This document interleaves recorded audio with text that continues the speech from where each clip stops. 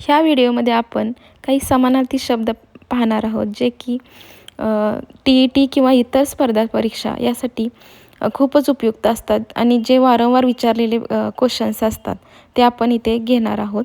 तर पहिला शब्द आहे सूर्य. सूर्यासाठी कोणकोणते समानार्थी शब्द आहेत पहा.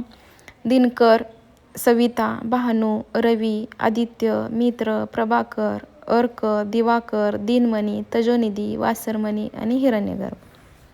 आता पर्वत या शब्दासाठी कोणते समानार्थी शब्द आहेत पाहूया. तर गिरी, नग, अभि, शैल, अद्री आणि अचल. पक्षी खग, विहंग, अंडज, द्विज आणि शंकुत. फूल कुसुम, पुष्प, सोम, सुमन हे फूलसाठी समानार्थी शब्द आहेत. घोडा अश्व, वारू, तुरंग, वाजी, तुरंगम आणि हय.